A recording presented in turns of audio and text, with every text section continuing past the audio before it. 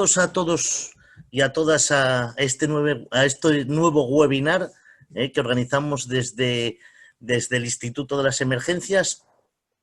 Hoy, como sabéis, tenemos a un invitado de lujo. De hecho, estaba pensando que, Alberto, yo no sé si me tendrás que presentar tú a mí en lugar de yo a ti, ¿no?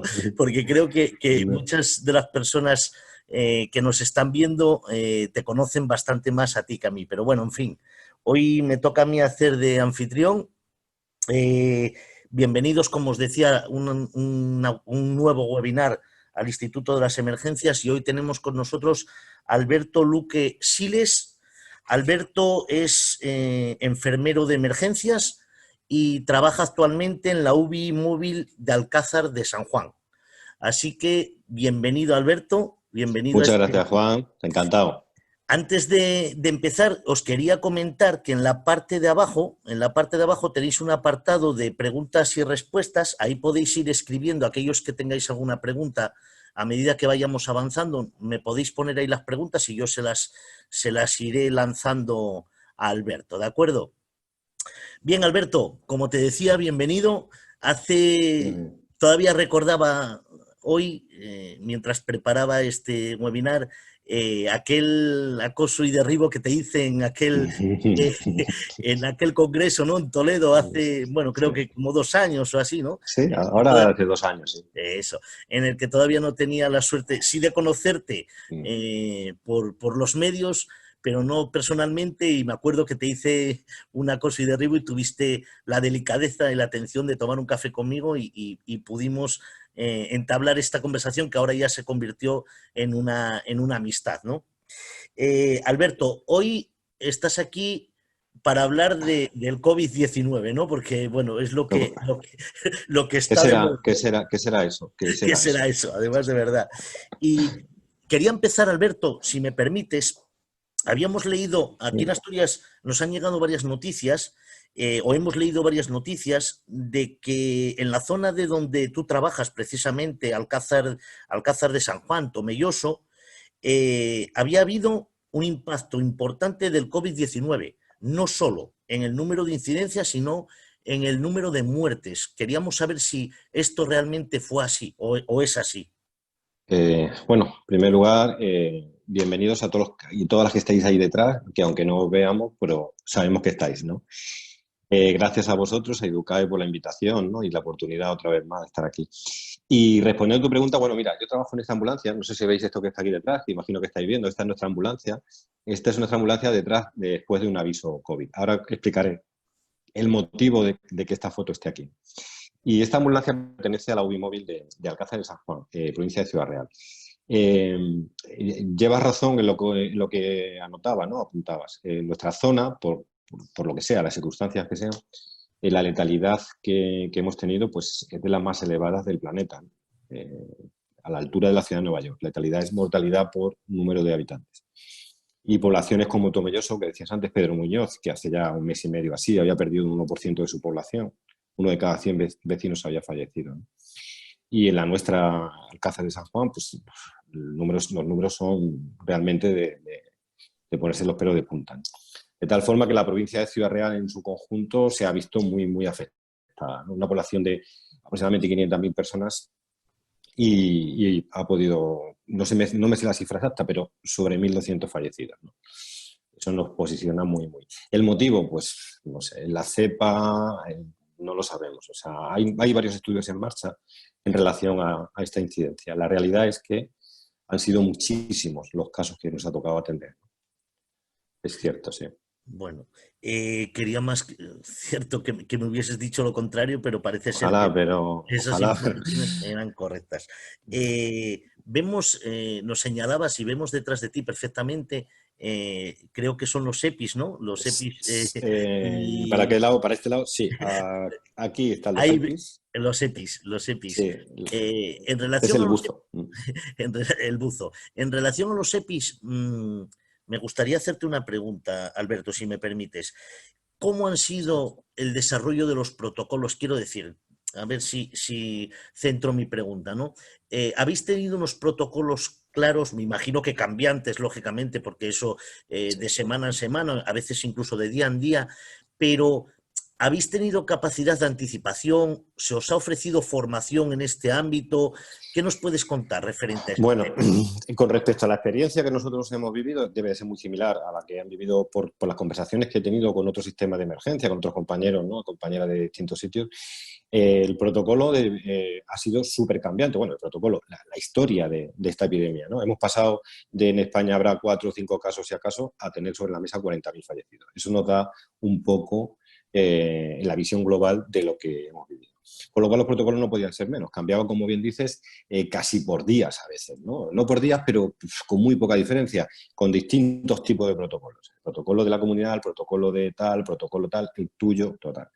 Nosotros particularmente nos hemos agarrado siempre al nuestro. Nuestra gerencia hizo un protocolo bastante claro, basado en parte en protocolos que ya teníamos del ébola, porque parece que nos ha pillado un poco de sorpresa y no es cierto. Es decir, nos ha cogido con la experiencia previa, sin haber tenido casos, porque no tuvimos que poner en práctica, pero sí con la experiencia de quitarnos y ponernos el EPI, etcétera, etcétera, que practicamos entonces con el ébola. Se formó a la gente, y fue refrescar un poco eso.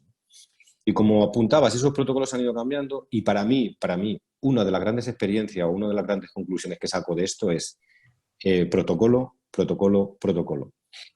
Quizás no sea el más correcto, quizás, como decíamos antes, cambie de un día para otro, pero está en nuestra mano leernos esos protocolos, integrarlos y ponerlos en práctica. De nada me sirve tener muchos protocolos si no me leo ninguno.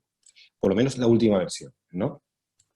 Y intentar llevarlos a cabo en todos los planos. Nuestro protocolo, el nuestro, el de la gerencia nuestra, contemplaba todas las posibilidades, es decir, la asistencial como la convivencial dentro de nuestra unidad, dentro de nuestra base. Es decir, las horas que pasamos dentro de nuestra base no podíamos pasarlas juntos, cada uno en su habitáculo, desinfección de superficies con lejía, comer de 2 en 2 y separan con una distancia de seguridad, con mascarillas, en zonas comunes, etc. Y todo eso lo hemos llevado a rajatabla. A lo mejor, no digo que haya sido solo eso, son más cosas, como ha sido el ozono en su momento, aunque haya sido muy discutido. Nosotros integramos el ozono gracias a un particular que nos donó una máquina justo al principio de todo, una máquina industrial, que seguimos sus indicaciones y las indicaciones del fabricante y no hemos tenido problemas hasta ahora, y la integramos dentro de la ambulancia, y así como desinfección de superficies con dilución de lejía, alcohol, etcétera, tal y como nos decía el protocolo, ¿no? Y gracias a eso, quizás nosotros de 20 que somos en los equipos, cayeron 2 compañeros al principio, cuando todavía, y estoy hablando a principios de marzo, otros 2, pero ya han sido casos importados, o sea, de fuera, no de dentro de la ambulancia. De forma que, bueno, de 20, pues 15 no hemos sufrido, ¿no? Ha habido otras bases que, por desgracia, compañeros de 20 han caído con la enfermedad 17 y algún fallecido. Y bueno, para mí esa es la experiencia y es lo que yo saco como conclusión. Si nos toca una segunda vuelta o nos toca otro bicho, porque esto es uno y vendrán probablemente más, hemos de aferrarnos a algo. Y mientras que no tengamos algo más centrado en la evidencia, lo que tengamos en cada momento, todos y cada uno de nosotros ha de conocerlo, integrarlo y llevarlo a la práctica. Ujú. Es mi consejo. Sí, es verdad que los protocolos bueno, los cambios bueno, yo de las mascarillas bueno, yo he llegado a soñar de verdad, con el tema de las mascarillas, que si lo verde para afuera, que si lo verde para adentro, que si las FPP2, que si las N95, bueno, en fin, creo que esa experiencia la Sí, es hemos vivido global. todos. Igual Sí. que el tema de la contención del material, hablábamos hace poco, tú y yo, antes de entrar en directo, que ahora hay una problemática importante con el tema de los guantes, que es a nivel nacional, que no es una Sí, cuestión de provincias, y bueno, pues tendremos sí, que sí. convivir con esto, ¿no? Claro, optimizar los recursos yo creo que también ha sido clave. Y hablo de nuestro. Nosotros nos cogió un poco con un poco de material, como decía antes, de ébola. Y de hecho, estos EPIs que hay aquí, estos buzos son de entonces, y son lavables. Entonces, hemos intentado estirar y optimizar al máximo posible los recursos. Más que utilizarlo uno y tirarlo, los que eran reutilizables hemos procurado reutilizarlos. Y gracias a eso salvamos el primer batch ball de déficit de material que teníamos, que si te soy honesto y sincero, yo particularmente y nuestra unidad y nuestro servicio en general, pues no ha sido como ha sido en otros donde así ya hemos visto todos que bolsas de basura, etcétera, ¿no? Nosotros no, por suerte, hemos sido de esos afortunados que tuvimos material desde el principio y seguimos teniendo. Excepto los guantes, estos que hablamos ahora. Sí, que es un problema el tema de los guantes. Alberto, lo empezaba diciendo, una persona súper activa en redes, con miles de seguidores, y siempre en tus mensajes, siempre eres una persona que defiende a capa y espada las competencias actitudinales, ¿eh? En lo que llamas nuestro oficio de cuidar, ¿no? ¿Cómo resulta de difícil, Alberto, detrás de un EPI realizar esta comunicación, ¿no? Con el paciente que tanto defiendes y que además todos creemos que es muy importante? Pues se ha complicado de sobremanera, ¿no? Yo creo que todos los que nos dedicamos a esto de cuidar lo hemos sufrido en nuestras carnes. O sea, ponemos una barrera física, que es una pantalla aparatosa. En nuestro caso, por ejemplo, yo llevo una mascarilla con filtros laterales, una 3, una cosa horrorosa, ¿no? Te metes dentro de un buzo y ahora trata de hablar. El que no la ha llevado no lo entiende, ¿no? Pero el que tiene esa mascarilla, por ejemplo, es súper difícil hablar. Ahí hay otra connotación, que es que cómo te ve el paciente. Cuando el paciente te ve llegar así, sobre todo al principio, ahora las personas están más acostumbradas, pero al principio aquello fue un shock, ¿no? Y claro, lo primero que pensaba es que si esto vienen así, es que yo me voy a morir. Entonces se ha hecho en estos tiempos y sigue siendo más importante que nunca tirar de esa comunicación. ¿Por qué? Porque la dificultad es máxima. Vamos a intentar poner en acción nuestra creatividad máxima. Ante la dificultad, inventar. Entonces lo primero es identificarnos, ¿no? Vamos siempre vuelto, no saben si eres el médico, si eres el enfermero, si eres el técnico. Yo lo primero que hice fue ponerme mi nombre y ponerme enfermero. Eso es lo primero, eso ya estás comunicando. Lo siguiente que de lo que echas mano es la comunicación no verbal. Cuando la persona se encuentra muy mal y tal, un simple gesto como un pulgar hacia arriba está diciendo mucho, ¿verdad? O si le ponen las manos así, si tiramos de emoticonos de WhatsApp, son muy útiles porque son muy expresivos y te están diciendo muchas cosas y es universal. Si tú a una persona le dices así, gracias, y como eso, mucho más, ¿no? Hay compañeros que se han puesto incluso, se han dibujado una carita sonriente, que también es otra forma de comunicar. Agarrar una mano, hoy más que nunca se hace imprescindible, los traslados y tal, ¿no? Una mano en un hombro. O sea, hay 1000 gestos que puedes hacer, ¿no? Pero hay que hacerlos con el paciente siempre, porque él, imaginábamos que te encuentras ahí, él está viendo por televisión que esto es muy grave, que las personas se están muriendo, y él piensa que subirse a la ambulancia es la antesala, es decir, ya se despide, eso lo hemos visto todos los que estamos en este mundo de la extrahospitalaria, ¿no? Él se despide de su familia y su familia de él como si fuese el último momento de su vida. No sabremos si lo será o no será, ¿no? Eso no lo puedes saber tú en ese momento, pero a priori, en función de lo que estás viendo, tienes que comunicarle su situación actual, que eso puede cambiar, pero en ese momento, bueno, su saturación es justa, pero bien, está febril, su tensión es más o menos buena, en fin, sus constantes, pues todo eso hay que comunicárselo, hay que informarle de la realidad, porque cuando conoces la realidad es más fácil abstraerte un poco de todo lo demás, ¿no?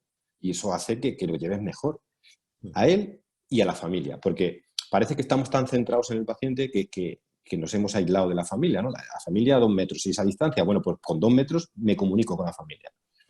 Te decía antes los protocolos, cuando los primeros protocolos entraba solo el médico al domicilio, se acercaba al paciente y en función de lo que él viese, decidía si entraba enfermero, técnico, etc. Una sola persona para todos, ¿no? Para comunicarse con todos. Difícil lo tenía, ¿no? Cuando esto ha ido mejorando, ya entraba también el enfermero, un técnico y tal. Y los 4 sí son necesarios, evidentemente.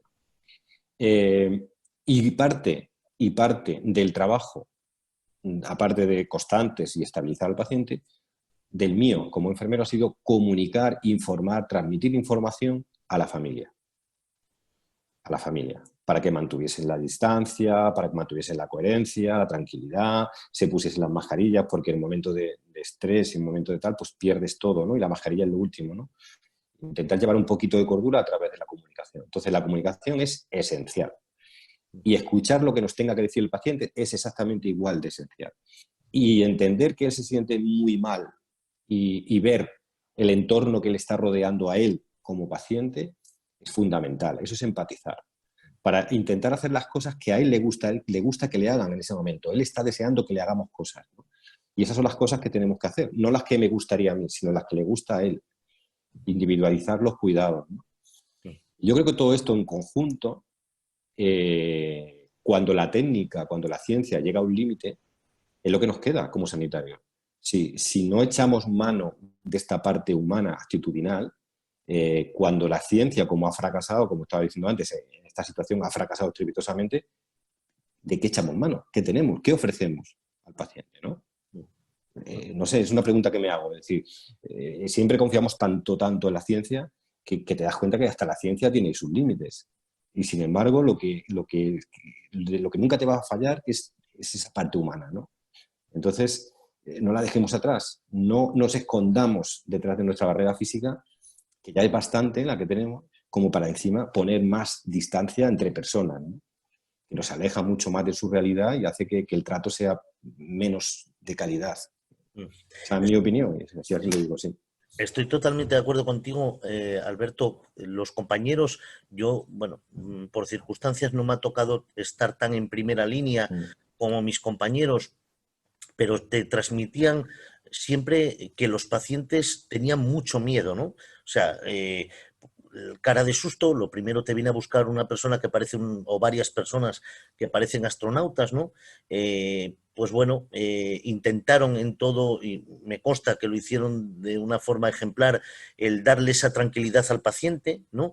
Pero fíjate, hay algo que creo que debemos de tener en cuenta, no sé si ha pasado en los hospitales donde vosotros trabajáis, que es el seguimiento que tienen esos pacientes, o sea, la atención, no la atención en el propio hospital, ¿no? Que me consta que es una atención de primera calidad, seguro, sino cómo los están informados los familiares, ¿no? Creo que, no sé si ahí pasa, pero aquí ha habido casos en los que me consta que en una semana o 15 días, es verdad que se han visto saturados, pero que no sé si estás de acuerdo conmigo en que quizás esto haya que tenerlo en cuenta para futuras Sí, ocasiones.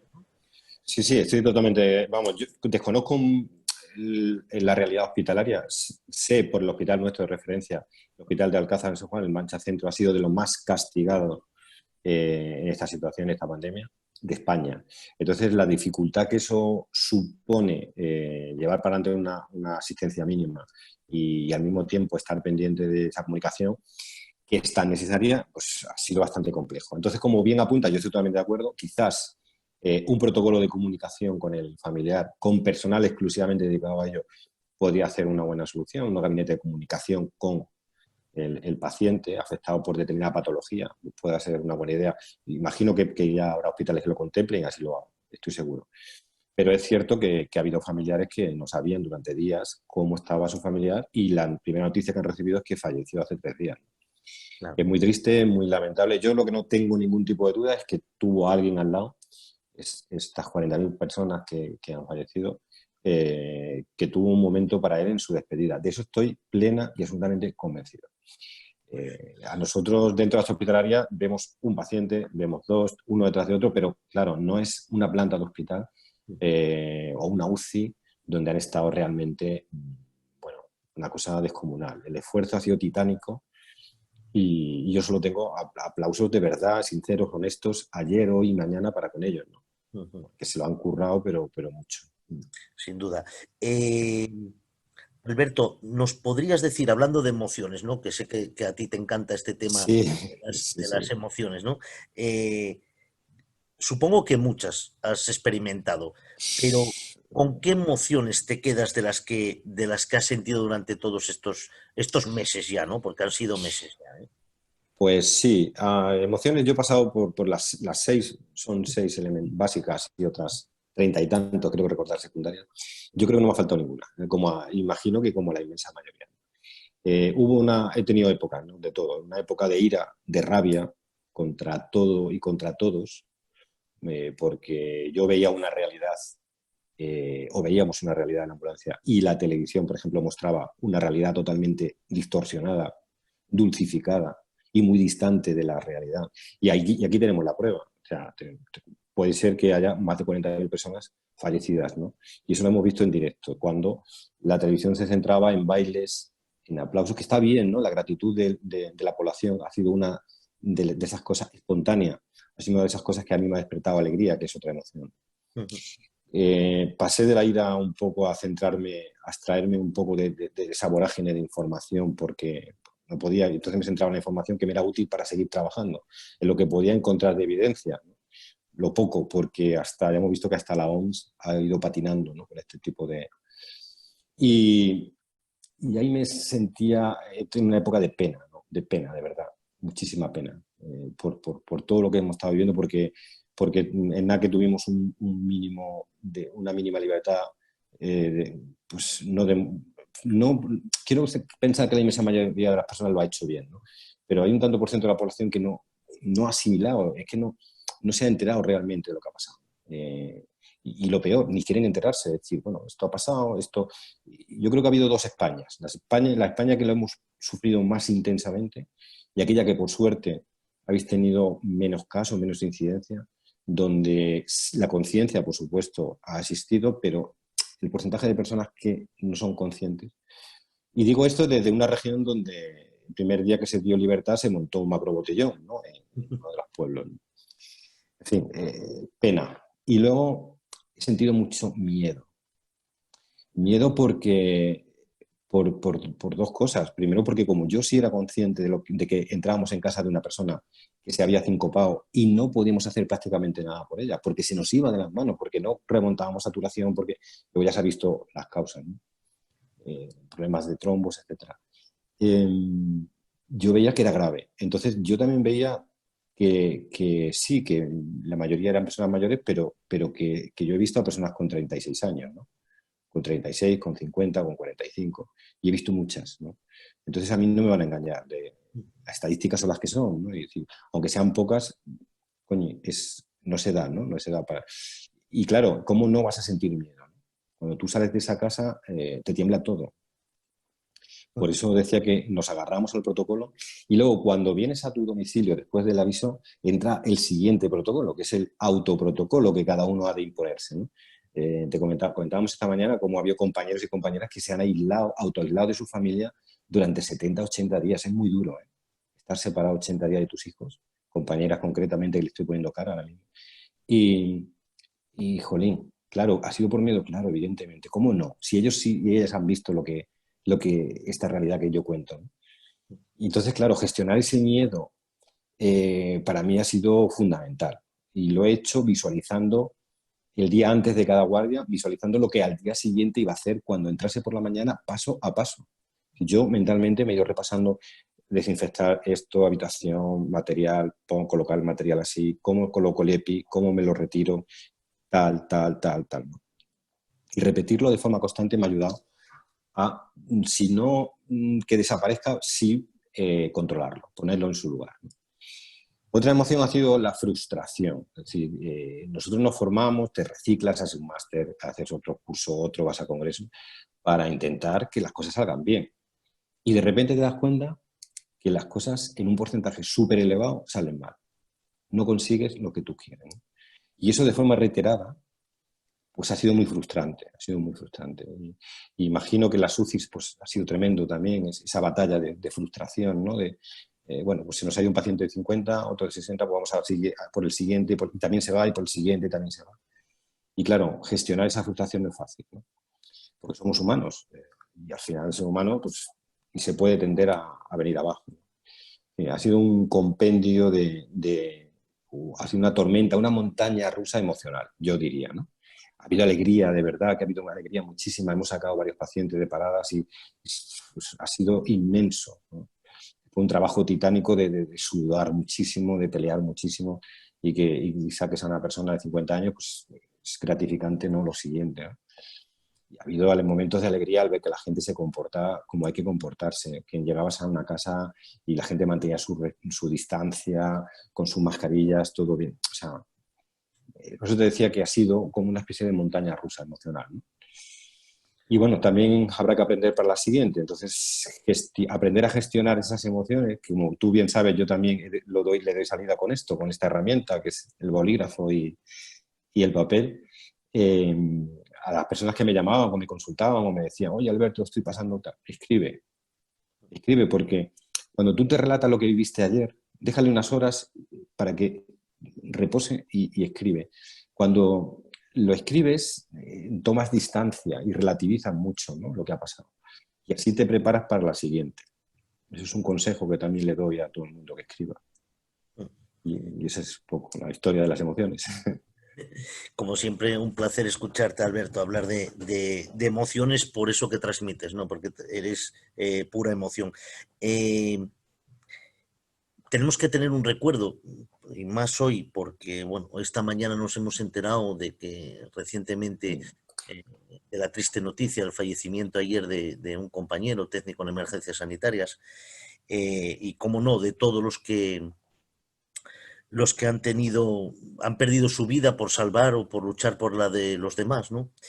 Me decías en una conversación hace unos días, y bueno, y además lo conocía porque lo he visto en redes, que habías perdido en esta batalla también a un amigo y encima compañero, ¿no?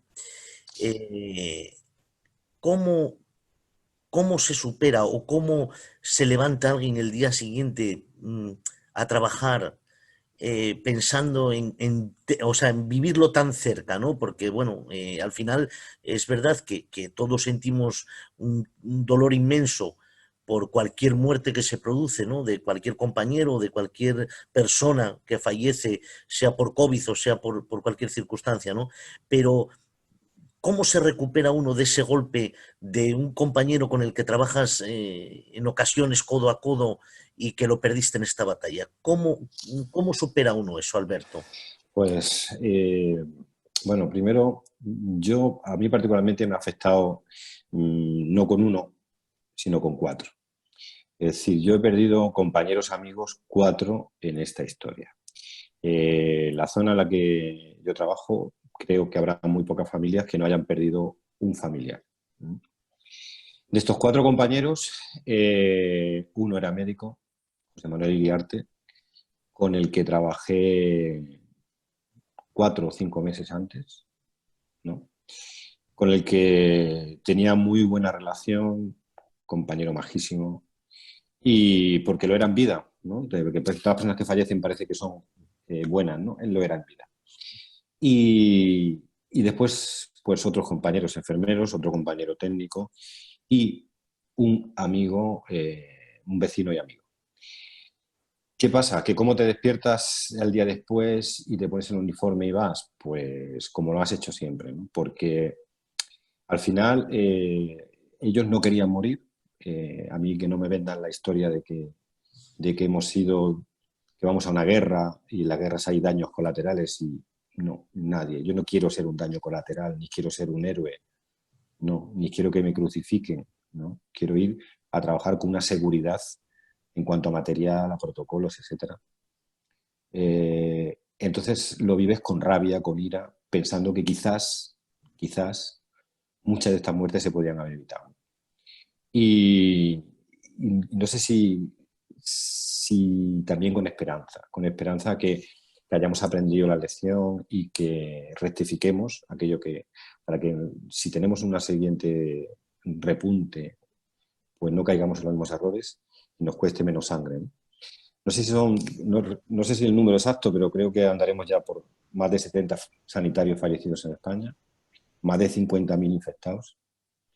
Y aunque esto sea algo que se repite en todos los países, no deja de ser algo alarmante. O sea, nosotros no sé si somos el país donde nos llevamos el premio a más sanitarios infectados, ¿no? Entonces yo creo que esto nos ha de servir para replantearnos muchas cosas. Entonces, en su memoria, en su recuerdo, yo creo que lo mejor que se puede hacer hoy día es defender una salud plena, una sanidad plena, completa, con recursos, con personal, y yo creo que es eso, y tirar para adelante, pelear todos y cada uno de los días en su memoria y seguir haciendo lo que ellos hacían, porque da la casualidad, uno de estos compañeros que se ha ido, uno de sus últimos mensajes que tengo escritos en Twitter, un mensaje directo, me decía: no te preocupes que los buenos nunca morimos, me decía él, ¿no? A raíz de otra cosa. Y leyendo aquella conversación, digo, mira, los buenos han sido casi los primeros en caer, ¿no? Es decir, porque muchas veces a lo mejor te has ido con todo sin estar totalmente protegido y ahí te has dejado la vida. Entonces, en su recuerdo, en su memoria, no nos queda más que replantearnos cosas, pedir explicaciones y pedir que la cosa, si vuelve, pues se haga con cabeza, con sentido. Precisamente, Alberto, mi siguiente pregunta, que me gustaría que nos dieras tu opinión, ¿qué consejo, viendo que habéis sido en vuestra provincia de los más azotados quizás por esta pandemia o de los más con mayor incidencia, a esos que no les ha tocado tan fuerte, ¿qué consejos nos darías en caso de que hubiese ese rebrote que parece bueno, que hay probabilidad, ¿no? Que espero que se equivoquen en esta afirmación, ¿no? Pero en caso de que hubiese de verdad en invierno o el otoño-invierno ese rebrote, ¿qué consejos nos darías? Bueno, yo creo que ya lo hemos hablado, ¿no? Lo primero es que todos y cada uno de nosotros nos integremos el protocolo. O sea, el protocolo hay que leerlo, hay que entenderlo, hay que preguntar y hay que comprenderlo y aplicarlo. Desde el minuto cero, porque ha habido un caso muy lejos, ya, pero tú no sabes si... Ya, pero es que este paciente no tiene sintomatología COVID, correcto. ¿Y la familia? No nos hemos de olvidar, y hablo de la hospitalaria, que nosotros entramos en el domicilio de las personas. Y que el paciente no tenga fiebre no significa que alguno de los familiares que me están rodeando en ese momento no pueda ser portador asintomático del bicho. Entonces, a día de hoy yo sigo vistiendo EPI completo por dos cosas. Primero, porque así lo dice el protocolo, y segundo, porque en la zona en la que estamos todo el mundo es positivo hasta que se demuestre lo contrario. Esa es mi teoría. Y gracias a eso, quizás, porque no solo hago yo, lo hacemos todos los compañeros, quizás eso nos haya hecho salvarnos, llevar eso al máximo quizás nos ha hecho salvarnos. Entonces, si vuelve, ojalá no, como bien dices, si vuelve, tomemos todas las medidas como si ya estuviese en plena pandemia desde el minuto cero. Porque si os fijáis, donde más gente cayó fue al principio. Cuando aquí todavía decíamos, bueno, tal, una gripe y tal, ahí fue donde se infectó la gente. Hoy veía un vídeo bueno, me vuelve un poco a la ira, entonces prefiero no, pero yo creo que es importante comentarlo. Es un vídeo del día 30 de enero del año 2020. No te hablo del 15 de marzo, estado de alarma, hablo 30 de enero, y ese vídeo es de una persona a la que admiro muchísimo, que es el doctor Pedro Cavadas. En una entrevista, él comenta, si en China están construyendo un hospital, es porque la cosa es grave. Si en China están diciendo que hay 800 fallecidos, es porque probablemente habrá más y la cosa es grave. Hemos de ponernos las pilas, y eso fue el día 30 de enero. Es decir, bueno, ¿no? Ahí lo dejo. Y precisamente el doctor Pedro Cavadas para mí es una persona referente como profesional y como ser humano. Se le criticó muchísimo por ese vídeo, por ser alarmista, etcétera, ¿no? No he visto a nadie de los que vi criticar ese vídeo pedirle perdón. A nadie. Entonces, para la siguiente, bien haríamos en estar muy pendientes de cómo evoluciona en otros sitios para ir tomando medidas aquí. Protocolo, y dentro del protocolo, pues ya lo que haya, pues lejía siempre, ozono siempre, en las ambulancias como consejo, no tener la cabina de conducción sin contaminar, no me vale, bueno, es que no tiene paciente, no tiene asintomatología COVID, le he estado atendiendo y luego voy y me subo delante, ¿no? Como detrás va acompañado por un familiar, yo no contamines la cabina de conducción, centra todo atrás, ¿no? Es como consejo también. Las manos, siempre, y vuelta al protocolo. Eso para mí es fundamental. O sea, yo quizás soy un poco... Pero es que dime qué hay más allá de eso, ¿no? El que cada uno haga lo que quiera, Es que cuando un equipo somos 20 personas, si hay 4 o 5 que van a su aire y hacen lo que quieren, cuando nos juntemos, cuando las guardias, quieras o no, tienes que estar próximo. Si tú no has respetado las medidas, si te has contaminado y eres asintomático, probablemente me vas a contaminar a mí. Entonces, hay que mirar por el bien de los demás, ya no solo por el mío, sino también por los compañeros, ¿no? Alberto, casi has dado respuesta, pero sí que me gustaría, llega una pregunta de una compañera, Eva Rico Ventoso, que Buena chica, buena compañera, Eva. de conocer, Un saludo, Eva. y su pregunta es, me gustaría saber cómo actuaban en su ambulancia con los pacientes no COVID, politraumas, ACV, en los casos habituales previos a la pandemia. Creo que has dado No, respuesta. es que no. Claro, Todo la COVID, ¿no? respuesta, claro, es que la respuesta precisamente es eso, es decir, pacientes no COVID no ha habido, o sea, no ha habido, y la respuesta viene la misma. La incidencia ha sido tan sumamente grande que ¿cómo puedes tú discernir? Sí, el origen de la patología, es decir, un accidente, ya sabemos que eso no es un COVID, es una caída a distinta altura porque durante el confinamiento nos ha dado por limpiar la casa que se ha quedado como la patena. Entonces, claro, subirte la escalera y caerte en la escalera. Bien, la patología no es, pero tú qué sabes si esa persona es asintomática, positiva asintomática, y el marido que estaba al lado, y los hijos que estaban al lado. Entonces, hemos tratado a todos los pacientes como si fuesen potencialmente positivos.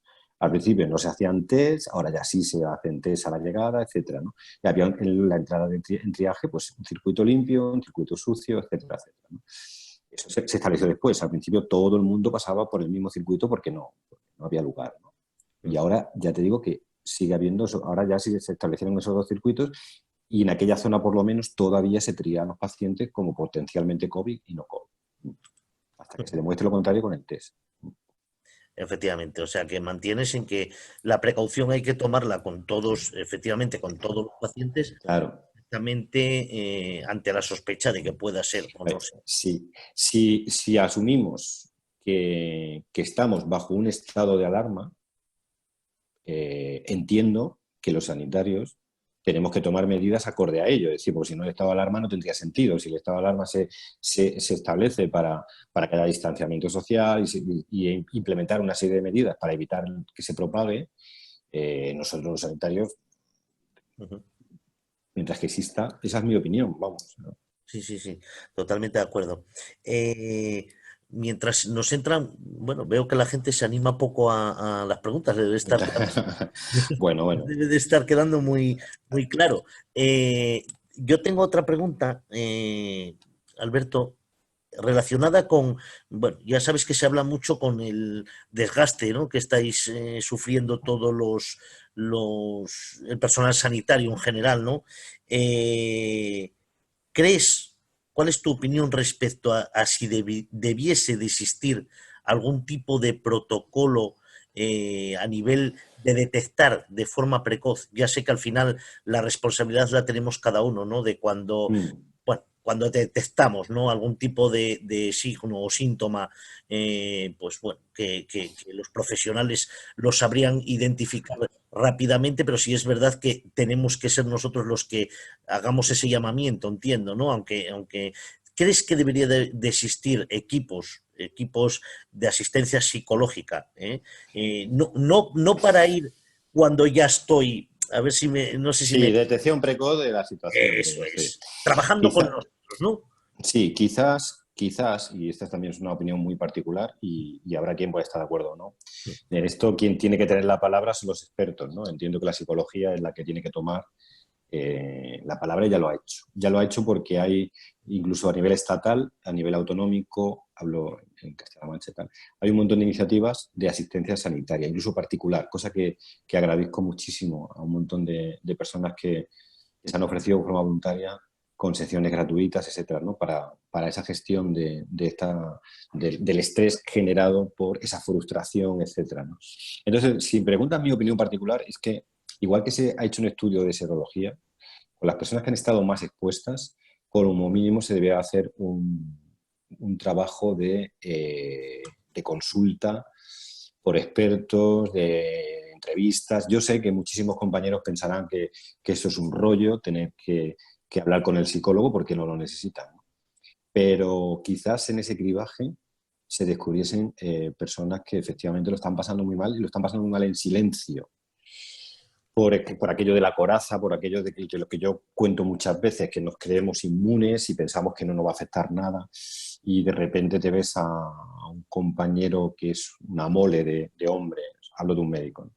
Y le ves derrumbado, llorando, y pasa, y nos pasa a cualquiera, nos puede pasar a cualquiera, ¿no? A mí me pasó y estuve 7 meses ahí fatal y fue la ayuda psicológica. Entonces, creo que sí se debieran de llevar a cabo con aquellas personas que han estado más expuestas, por lo menos, una labor de estudio de su perfil psicológico actual, de ver un poco cómo lo han vivido, cómo lo han llevado y tal. Quizás con el fin de detectar esos posibles casos que sean detectables de personas que lo estén pasando muy mal, ¿no? Porque realmente la situación ha sido atroz en muchísimos sitios y eso, quieras que no, cala y te llega y te puedes derrumbar. Y si no ahora, más adelante. Entonces, yo creo que sí, que sería muy útil, ¿no? El tema es ese, ¿no? Que a veces pensamos que podemos con todo, que podemos seguir, que podemos...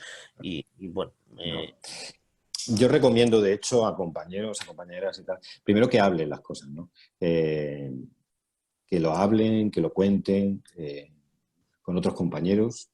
En familia entiendo que a lo mejor es más difícil, ¿no? Por el grado de, a lo mejor, implicación que supone y la afectación que le puede suponer a la familia pensar que tú te vas a la siguiente guardia y te vas a exponer a esto que estás narrando, ¿no? Entonces, ahí es más difícil, pero entre compañeros y tal, que se cuenten, ¿no? Las vivencias, compartir ayuda a sobrellevar mejor, escribir, como decía antes también, pero que nadie se calle, que nadie se lo guarde, por favor, porque esto puede salir más adelante y si está en pausa, probablemente nos hará daño. Si lo sacamos ahora, lo ponemos boca arriba, lo ventilamos, pues lo estaremos haciendo bien, creo. bien, nos ha entrado otra pregunta, Alberto, que es, la hace Masi Méndez y Mm. pone cómo se ha gestionado en vuestra base, empresa a la que perteneces, el hacer las PCRs y o anticuerpos. Bien, bueno, a nosotros nos hicieron un estudio, primero se hizo serología y casi a la par, y después PCR. Se nos hizo un estudio a mitad, más o menos, de la pandemia. Hablo de nuestra base concreta, en nuestro servicio de extrahospitalaria. Ujú. Se nos hizo a raíz de 2 casos que surgieron seguidos, y se descubrieron con el estudio de serología que se hizo a nivel global, fueron seleccionados y salieron los 2 positivos y a raíz de ahí pues entramos todos hicieron tanto PCR como anticuerpos, ¿no?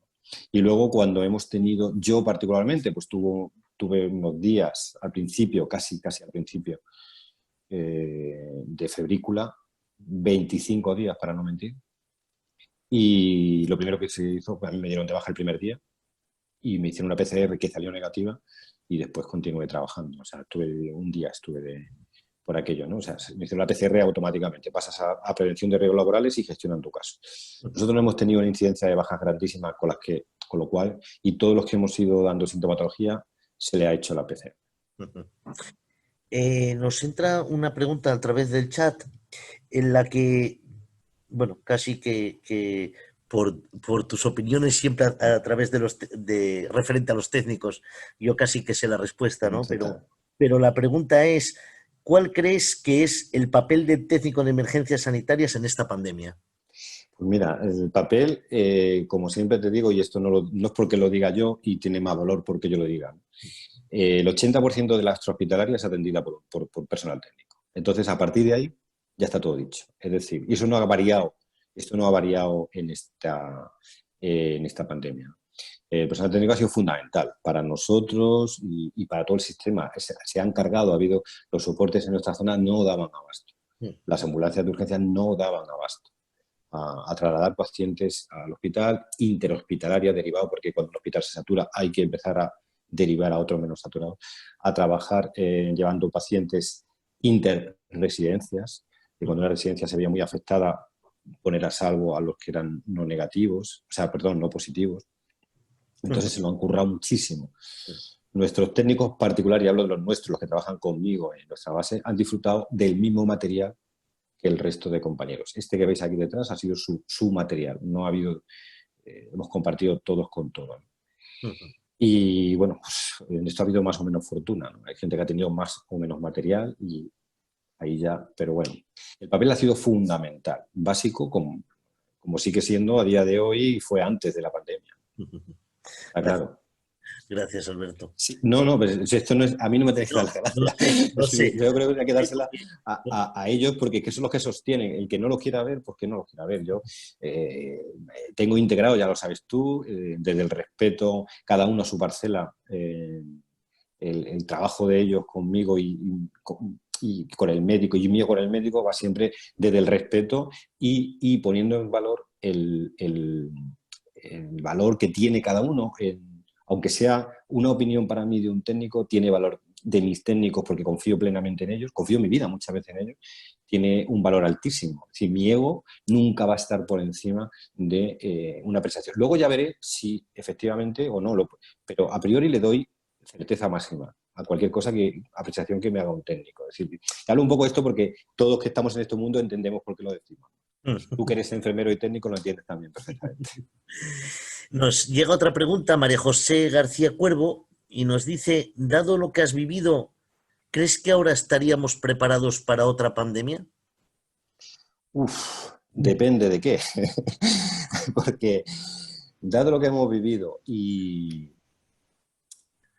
un rebrote, vamos a pensar en un rebrote, es decir, un rebrote de la misma, primero, a priori, si hacemos un caso un poco a lo que nos dicen los expertos, si hubiese otro rebrote, que está por ver, no sería de la misma magnitud. Punto uno, ¿no? No sería de la misma magnitud. Punto dos, probablemente como sociedad, y es donde está el quid de la cuestión, hemos aprendido cosas, a pesar de que nos centremos mucho en aquellos que no han aprendido nada, pero yo creo que en la globalidad hemos aprendido cosas. Hemos aprendido que la mascarilla es importante, a pesar de que la OMS decía que no, y ya decían japoneses, surcoreanos y chinos que sí. Hemos aprendido que mantener distancia social cuando hay una pandemia es fundamental. Hemos aprendido que la higiene de manos es fundamental. Es decir, hemos integrado tantas cosas que probablemente lo haremos bastante mejor. No me cabe ningún tipo de duda. Y de aquellas cosas que se han cometido errores, pues probablemente tendríamos que empezar ya a quien corresponda a tomar medidas para poder tener una industria que nos dote de ese material de protección de forma adecuada. Y estamos ya en tiempos de ponernos a trabajar para que en el siguiente no nos pille el toro y no digamos, es que esto es global, le pasa a todo el mundo y solo fabrican los chinos. No estamos hablando de fabricar cohetes espaciales, ¿no? Totalmente de acuerdo. María José tiene una segunda pregunta, que es, ¿alguna vez hacéis algún tipo de reuniones? Entiendo que se refiere a formaciones, ¿no? Para hacer simulacros sobre este tema. Las hicimos cuando, bueno, es que no ha habido lugar, es decir, en esta pandemia no ha habido posibilidad porque no te puedes juntar, etcétera, ¿no? Pero sí que se hicieron varias formaciones cuando el ébola. Y parece que el ébola pasó hace muchos años y el ébola hace 4 o 5 años que pasó. Y sí que se hicieron muchas formaciones y tal. Y de aquellos vídeos y de aquella experiencia es de lo que hemos ido tirando ahora al inicio, ¿no? Para actualizar protocolos, etcétera, ¿no? Entonces, no se han podido hacer porque físicamente ha sido imposible, pero sí que hemos tenido formación online, múltiples vídeos, cursos online, de forma continua, y a día de hoy siguen todavía esa formación. O sea que yo particularmente no me puedo quejar de no haber tenido la formación, yo específicamente, de cómo hay que hacer las cosas. Bien, creo que no hay más preguntas, se nos ha pasado el tiempo, no sé a ti, Alberto, No hay pero problema, se me ha no pasado, tengo prisa. se me ha pasado el tiempo volando. Bueno, si entra alguna pregunta más, pues aprovechamos y la hacemos, pero yo, antes de terminar, Alberto, quería ser un poco indiscreto, y te digo porque me han Ay, ay. llamado me han llegado, Miedo me das. nos han llegado rumores, nos han llegado a varios, de que ya estabas trabajando en tu tercer, bueno, sería cuarto, ¿no? Porque, bueno, en tu tercer libro de Batallas de una ambulancia 3. No sé si esto es cierto y si nos puedes adelantar algo. ¿Sabes qué pasa? Que sería primicia. Si te lo dijese, sería primicia. Y Sabes que lo me digo gustan las porque... primicias, sabes que me gustan las Sí, primicias. ya lo he comentado así en alguna historia y tal, pero no lo he comentado abiertamente y lo hago aquí ahora. Y yo te agradezco la oportunidad también.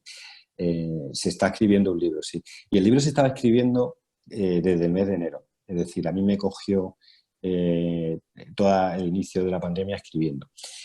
Continué escribiendo al principio, pero me di cuenta que, a ver, hace ya 2 años que escribí Batallas de una ambulancia 2 y Batallas de una ambulancia 3 quiero que sea una continuidad de lo que ha sido el Batallas 1 y Batallas 2. Es relatar lo que vivimos, poniendo en valor a la persona, poniendo en valor las reflexiones que yo saco, las conclusiones que yo saco, ¿no?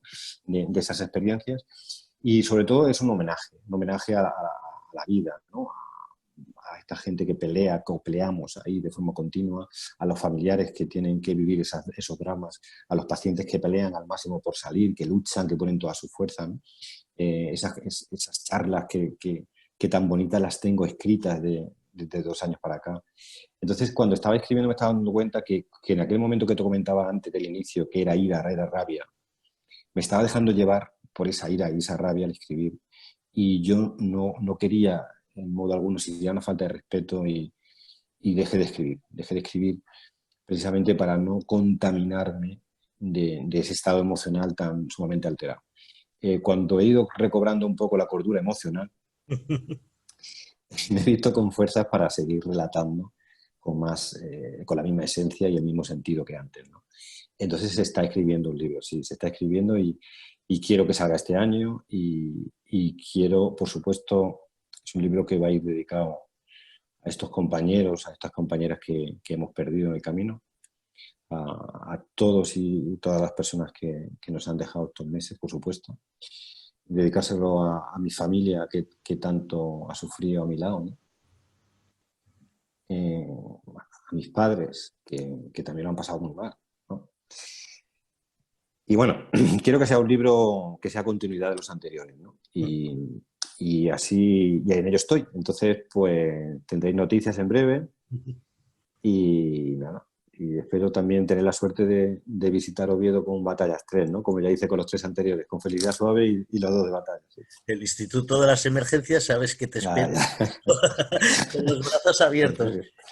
Tenemos una pregunta muy interesante que nos hacen nuestra compañera Raquel Villa. Lo primero, gracias como siempre, Alberto, por tu cariño para con Asturias. ¿Crees que este impulso que ha podido suponer nuestro papel como técnicos en emergencias sanitarias en esta era COVID y la creciente importancia del papel de los técnicos podría llevarnos a impulsar la titulación superior? ¿Qué fue? Bueno, en primer lugar, hola Raquel, encantado. Ya sabes que siempre es un placer, ¿no? Visitarlo, aunque sea a la distancia, porque aquí gozamos ahora de 30 grados y ahí probablemente estéis en la gloria. En fin. Bueno, esto es muy complejo y efectivamente, como tú apuntabas, es muy interesante. Es decir, la medicina de emergencias ya ha sacado un compromiso. No vamos a decir que haya sido únicamente por el papel, ¿no? Pero que haya ayudado, a mí no me cabe duda, ¿no? Esta pandemia. Entonces, por parte del Ministerio para implementar de una vez la necesaria especialidad de medicina de urgencias y emergencias. Espero y deseo de corazón que detrás de la especialidad de medicina venga la especialidad de enfermería de urgencias y emergencias. Y por supuesto, lo que más me gustaría es que esa titulación superior y ese reconocimiento del título por parte del TES, que tanto esfuerzo ha puesto, sudor y sangre, porque ayer despedíamos a un compañero en Segovia, ¿no? Ha puesto sobre la mesa, tenga su recompensa más allá del aplauso y del golpe en la espalda, ¿no? Que la administración reconozca esa labor es clave. Es decir, todo pasa porque el político entienda que el técnico de emergencias es una figura clave, fundamental. Y yo creo que que lo han demostrado de forma, vamos, yo creo que más nítida, más clara, como siempre se ha hecho. Lo que pasa es que a la población pues, no le ha llegado, a lo mejor, ya sabes que este es el caballo de batalla que tenemos algunos de visibilizar la profesión, ¿no? Y se le sigue tildando de ambulanciero, de camilleros y tal, y poca gente entiende o sabe que detrás hay mucho trabajo, una formación regulada. Entonces, que ese reconocimiento lo fuese por parte del político, pues sería un buen pago. Más allá de un premio Princesa de Asturias, que yo agradezco infinito también. Pero, de verdad, vamos a aterrizar las cosas en algo tangible. Sí. Alberto, si me permites, porque hay una pregunta, nos entra una cuestión referente al premio, y ya que lo has dicho, pero bueno, para Sí. que lo matices más, es un espectador anónimo, me gustaría que pusieran el nombre, pero es anónimo, y su pregunta es, o su cuestión que plantea, ¿qué opinas de la frase los sanitarios somos héroes y de que nos concedan el premio a la Concordia Princesa de Asturias? Bien, de la primera frase de que los sanitarios somos héroes, yo creo que desde que puse una palabra negro sobre blanco en mi primer libro, la dejo clara. Es decir, yo ni soy héroe ni quiero serlo. Jamás me he considerado un héroe, jamás.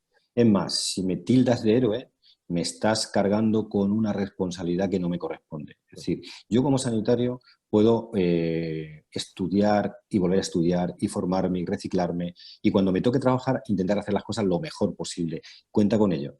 Pero no me pidas que gane a la que nunca pierde, porque la naturaleza, muerte, siempre lleva cartas ganadoras. Y eso está escrito negro sobre blanco en mis 2 libros, ¿no?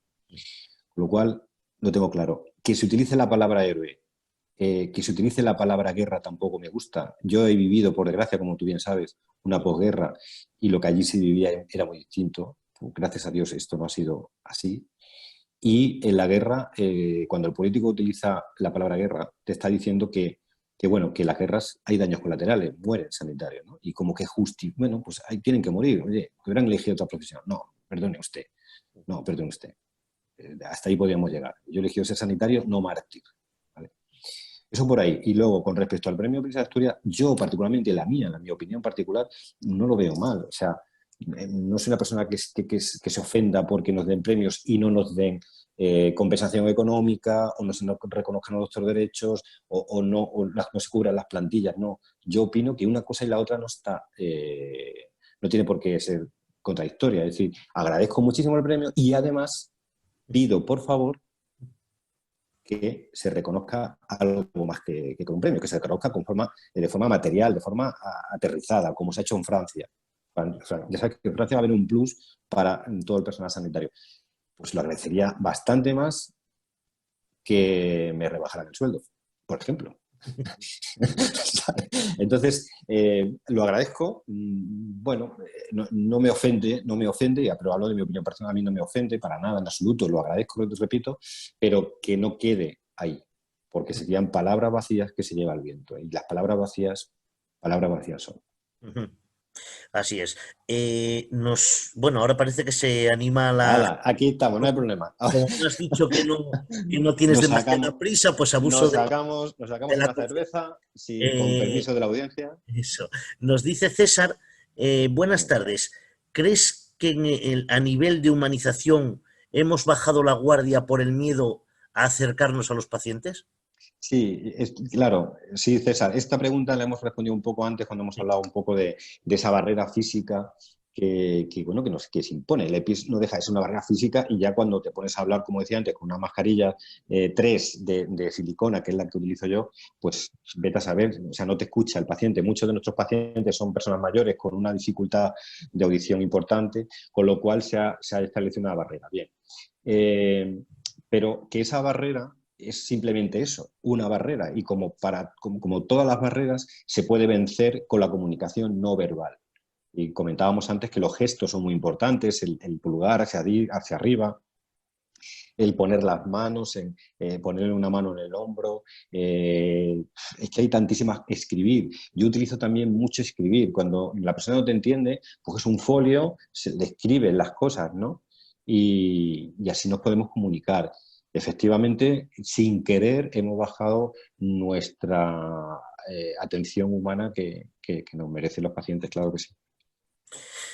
Pues sí que vamos a ir cerrando, Alberto, porque dicen que lo bueno, si es corto, pues 2 veces bueno, ¿no? Y así Pues ya le está. dejamos a la gente con ganas de volver a verte, que esperemos que vuelvas por Asturias muy pronto con ese libro, que te esperamos aquí, desde luego, en el Instituto de las Emergencias. Y bueno, quería recordar, sí que me gustaría recordar, antes de que cortamos la emisión, ¿no? La página web, la página web de Alberto, que es www.albertols, si no me equivoco.com. ¿Lo he dicho bien, Alberto? Lo ha dicho bien, sí. Esa es la web en la que muchas veces me preguntan la gente, te comenta, ¿dónde encuentro tus libros y tal? Pues allí están los 3. Yo los libros, como tú sabes, los tuve que autoeditar, o sea, no tuve editorial que se fiara de mí. Luego ya vinieron varias y les dije que, bueno, que por allí se va, ¿no? Que aquí está Batallas 1, que por cierto, ahora ya mismo pasa la 4ª edición, y Batallas 2, que ya mismo pasa también a la 3ª edición, y el último libro, que es Felicidad Suave, que es este tercero, que se ve regular, que como tengo un fondo, este es. Bien. Pues ahí en el www.albertols.com tienen los libros y se los envío dedicados, ¿no? Porque la gente también quiere ese contacto contigo, contarte cosas y de verdad que todos los días me comunico con alguien a través de una dedicatoria, porque todos los días firmo libros y encantado de hacerlo, ¿no? Entonces ahí tienen los libros y me tienen a mí para cualquier consulta, ¿no? Me dicen que repita la web, con lo cual la repito muy gustosamente, www.albertols.com. albertols.com, sí. Eso es. Alberto, un placer, de verdad. Nada, el placer siempre es mío. Desde el equipo IEDUCAE, Instituto de las Emergencias, no podemos estar más contentos, de verdad, lo sabes. Has respondido a nuestra... Me consta que tienes invitaciones de este tipo por decenas, me consta que no puedes atender a todos y, bueno, agradecerte el que de verdad hayas respondido una vez más a nuestra llamada y que, por cierto, que sepas que esta es tu casa y que no te vengas por Asturias sin pasar a visitarnos. Hombre, espero que no pase mucho antes de que nos volvamos a ver, ¿no? El culete de sidra, ahora pues no podemos madre, compartir no me ponga los dientes largos, por favor. Hace poco una asturiana de pro que tuvo, bueno, ya no sé decir si mala suerte o bueno, las circunstancias de pasar el COVID ella sola, aislada en su domicilio, con la cual tuve que estar muy pendiente, bueno, no. Me mandó unos detalles, es Elena Arnay, que la conoce mucha gente, tú la conoces y tal. Me mandó unos quesos, me mandó un foga al pitu, creo que es, ¿no? Madre, qué cosa más rica. Madre, qué cosa más rica. Un Cabral es espectacular. Y me mandó 2 botellas de sidra que tengo guardadas aquí en el sótano como algo... en fin, porque yo tengo mi teoría, es que no sabe igual. Es decir, cuando tú sacas la sidra, pasas por el puerto, pasas por León y ya la cosa pierde, yo no sé por qué, ¿no? Y pierde, pero bueno, yo intentaré hacerlo bueno y este fin de semana, el domingo que salgo, tengo guardia el sábado, el domingo cuando salga de guardia, las tengo ahí preparadas para disfrutarlas y tener un poquito de Asturias aquí en Toledo, ¿no? Que ya sabes que es una tierra que llevo en el corazón, o sea. Tengo que decirte con eso que has dicho, porque has nombrado varios quesos, y aquí tengo más, Gamoneu. Digo, porque aquí tengo que tirar para... Cabrales, o sea, que son más. La Peral no has dicho todavía, el queso La Peral... Pero es que si no, a ver, Juanín, yo no soy un paisanín que se sepa de los quesos. No, porque hablo con Elena y el queso de La Peral se lo meto en el paquete para que... Seguro que está espectacular como todo lo que se come, porque de verdad, todavía estoy por subir y no probar algo que no me guste. Lo digo en serio y honestamente, pero igual me pasa con Galicia. A lo mejor es que voy a tener buen diente, como dicen en mi pueblo, pero qué cosa más buena, ¿no? Más rica de comida la tenéis ahí. Pues lo dicho, Alberto, que aquí te esperamos cuando quieras. y que miles de gracias de verdad en nombre Nada, de todo el equipo, de Iducae, de Transinsa, de todos los que formamos esta familia por nada, estar nada. aquí con nosotros. A vosotros ha sido un placer. Si algo de esta experiencia que hemos compartido ayuda, pues yo me doy por contento. Es decir, todo lo que sea, si tenemos que volver a afrontar esto con la experiencia compartida, yo creo que nos hace más fuertes, ¿no? A todos. Y a mí, por desgracia, me ha tocado vivir esta experiencia. Otros compañeros en Madrid les ha pasado igual, los compañeros del SEMS de Cataluña les ha pasado igual. Bueno, imagino que las experiencias son muy similares, pero compartirlas ayuda, yo creo, que a los que no habéis tenido, gracias a Dios, la desgracia de pasar por esto. Y si ayuda, como digo, pues yo por mí encantado contar conmigo siempre.